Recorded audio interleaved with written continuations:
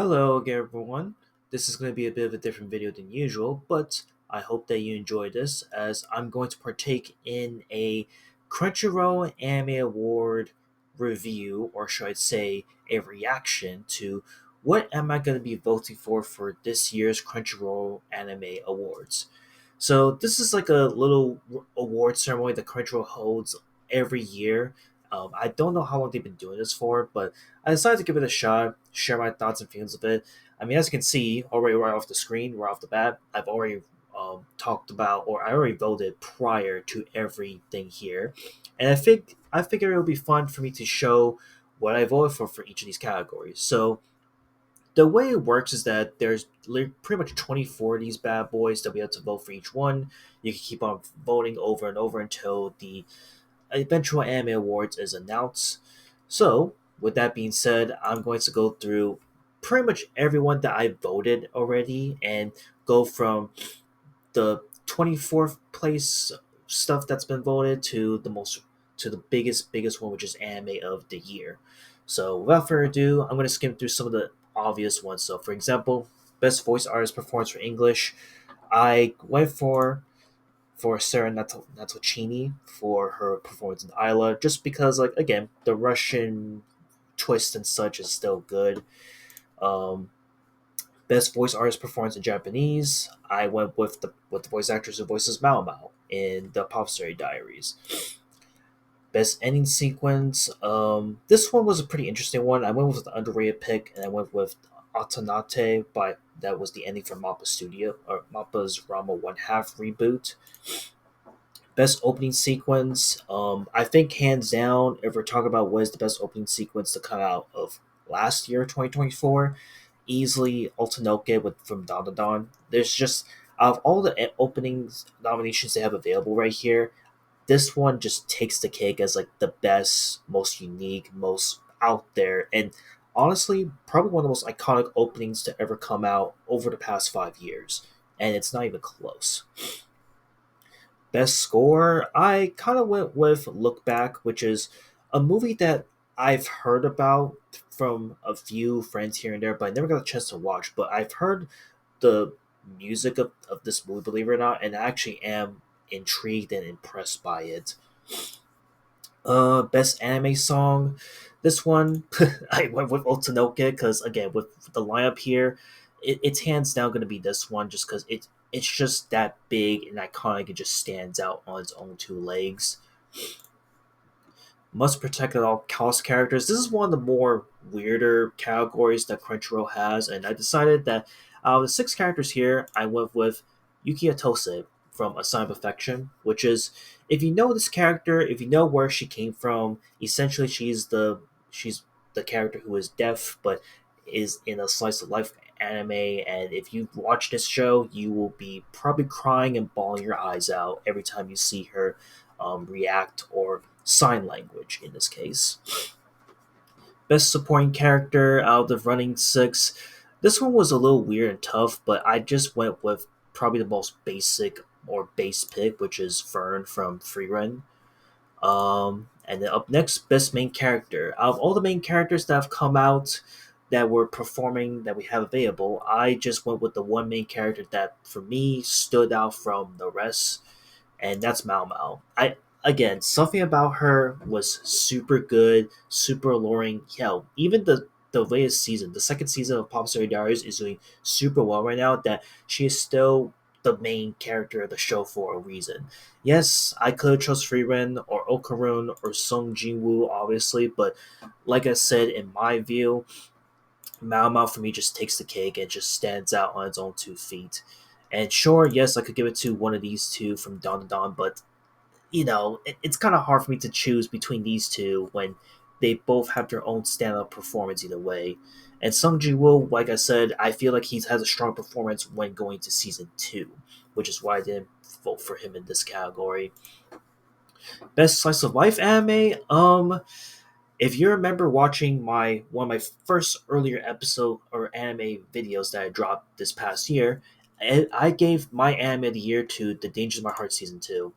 This is still to this day one of the best slice of life animes to come out in recent memory that can rival a lot of slice of animes that have come out over the past 10 years or so. And yes, one honorable mention could have gone to the Maki Ina anime, which admittedly enough had a super cool, super unique concept that I've never seen before, ever tackled in the slice of anime, and they did super well. It has some of the most underrated animation, theme songs, voice acting, and performances in any slice of anime. But Dangers of My Heart Season 2 just carried it for me because it just had the stronger performance, the stronger standout moments, such big iconic moments that makes even going back to season 1 worth a watch. Best drama though, for the best drama category, I know that I'm super late to the party. I know that I would probably give it to Dead Dead Demons if I had the chance to watch it. But for my sake of what I've watched currently, I just went with The Apothecary Diaries.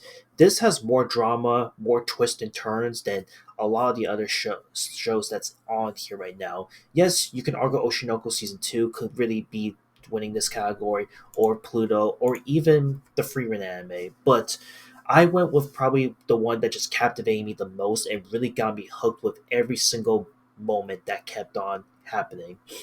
And I just went with Apothecary Diaries. It just was lot more intriguing, a lot more impactful. And again, not to say that these other shows didn't make the cut, but again, this was, in my opinion, a really close call for me to figure out what I would pick my number one. Realistically, though, if I watched Dead Dead Demons, this probably would have been my pick for sure. But because I didn't watch it on time, I went with Apothecary Diaries because it just was the bigger standout for me. Best Isekai Anime. Now, this one was interesting, and obviously, to no one's surprise, I gave it to ReZero Season 3. But this one is one I want to talk about a little bit because, for one, I sadly did not watch Shangri-La Season 2, so I'm sorry for any Shangri-La fans there. But, God, if Suicide Squad Isekai wins this category, I will be livid because this show was not good when it came out. It was super boring. It's just taking the copy and paste style of the Suicide Squad movie by James Gunn and just made it into an anime. It's just super, super bland. And I'm hoping they'll give it to the season 3 Slime Isekai because while season 3 wasn't super bad by any means, it was just like a massive disappointment for anyone that really loved season 2 and season 1. And for me, it was just a disappointment because it just went to comedy mode at that point. So really, my top three picks of what I could have chose for best isekai was ReZero, Bashoku Tensei season 2 part 2, and of course Konosuba season 3 because but all of these shows were a banger. But if I had to narrow it down to which one stood out the most, it was ReZero season 3 that stood out the most as the best isekai to come out of last year, and probably based upon what we have here in our nominations list.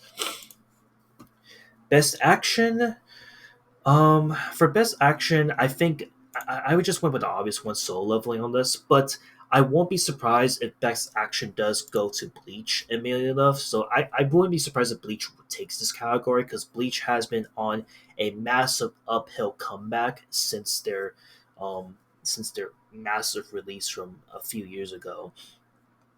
Yeah, I could probably also pick Don Don or Kaiju number 8, but I Bleach is easily gonna win this one. But for my vote, I just went with Soul Leveling.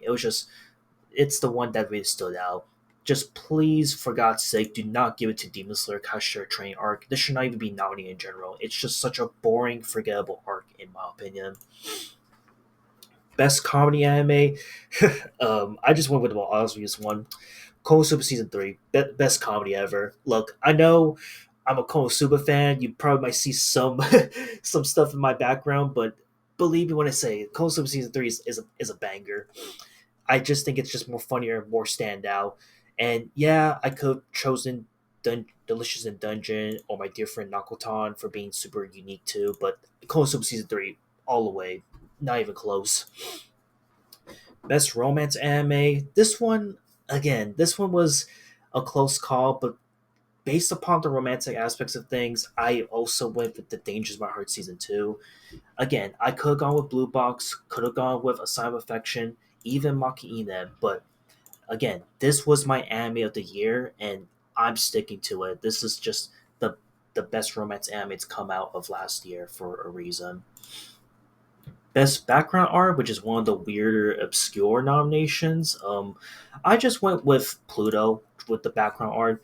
Super great, super amazing, and again, if you love the monster manga slash anime show, you're gonna absolutely love Pluto because this is a must watch. And again, the obvious choice for this category could most likely go to Dawn to Dawn, which is I won't be super upset about, but I went with Pluto just because it's one of the more underrated shows that not a lot of people are talking about in the current day and age. And then for best director, I just went with Free Run, just to like just give this a Free Run because I don't know, maybe it's gonna win it. Best character design. Out of the six that we have nominated here at the moment, I just went with Freeran once again, just because each character design in Freeran is made beautifully and animated beautifully, and each one is unique in its own way, shape, or form.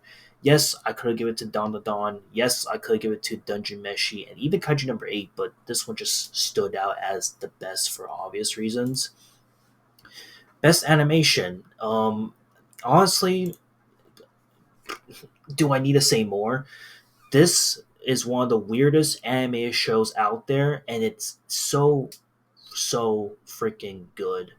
Again, it the other shows here aren't even close. Maybe Free Run, but nothing can come close to what Dawn came into the gate swinging with, and with how they're coming out with. I don't know what more to say. Best original anime. This one is an interesting one. So this one, I wouldn't be surprised if this goes to Girls Band Cry and or even Jellyfish Can't Swim in the Night or Metallic Rouge. But for God's sakes, please do not give this to Ninja Kamui.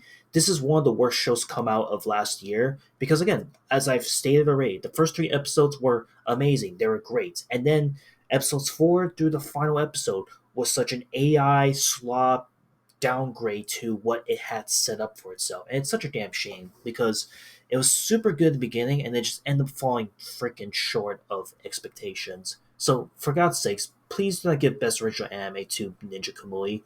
Give it to the other shows here that deserve it. Best New Series. This one, again, another tough one, but I went with the Apothecary Diaries because this was a show that just captivated me all the way to the end last year. And again, every show here is great and unique in every way. And I just think that Apothecary Diaries just takes it for me, in my opinion. But once again, I won't be surprised if this goes to Free Ren or Don Da Don or Dungeon Meshi in a way. But we'll see. Best continuing series. Um, for me, I just went with the obvious pick, Oshinoku Season 2, for how dark and gritty and how much more it can get with like the the industry and everything at large and the story at large of how it's playing and developing. This was a strong one to say the least. But I wouldn't be surprised if Oshinoku if this doesn't win it, I wouldn't be surprised if it goes to Bleach once again, or One Piece, or even My Hero Academia Season 7, which is something that I rarely ever say because I've never been a My Hero Academia fan. However, this seventh season here in particular has been like the strongest that the series has garnered as of late. So if this wins it, I wouldn't be mad at it too. But for God's sakes, please do not give it to the Demon Slayer Hushra Train arc. Once again, I'll say it to the higher tops, and I understand there's going to be some Demon Slayer fans coming out my head for this take, but this is the worst season out there. It's the most boring freaking season out there. There's only 2 episodes that stood out as like the best of the best. Well, the first 6 episodes was just a super boring train arc slog that just was essentially filler arc for the most part. So, look, I get it that it's trying to set itself up for the final arc that's coming out this year, if I'm not mistaken. But please, for the love of God, do not give this award to this show because it does not deserve it. All right, film of the year. I just went with the film that I remember watching in person last year, and I only watched two, sadly. So I'm sorry if I don't have a lot of opinions or comments on this, but I think Look Back most likely is going to win film of the year, hands down. But for me, I also decided to pick Haikyuu the Dumpster Battle. This is like a long, highly anticipated sequel to Haikyuu to the Top that I was super weighing on, and they freaking delivered. So I went with this pick because of that. And finally, anime of the year. For my anime of the year, based upon the six that we have available, I just went with Don Don. This show, like I said, out of all the shows here that is in this category, in this list right now, I think Don Don stands out as the best anime of 2024 of last year, if we're going based upon Crunchyroll's Anime Award nomination list. And I wouldn't be surprised, however, if this goes to anyone here at this point, though. For me, I think Dandadan could win this, or Freeran, or even Soul Leveling, given how big Season 2 is right now. I highly doubt Kaiju number 8 is going to win it for the anime of the year, but who knows? Um, I would be shocked if this wins Anime of the Year, however, and I love this show. But if we're going based upon what stood out to me as the best, most unique, most iconic, and just instantly recognizable anime that you won't forget in a couple years, I think it's Dawn to Dawn. This show for me is just like, for me, out Anime of the Year in the Crunchyroll Anime Awards. So yeah, this is essentially my nomination picks of who I picked out for Crunchyroll's Anime Awards. I might do a reaction to the nominees and who won in a future video, but for now, what do you guys think? Let me know what other animes and such would you vote from in this list, and share it down in the comments below, I suppose. But either way, I just wanted to do this because it was a different pivot from what I normally would do, which is reviewing anime. So, yeah, that's all I want to talk about. Later.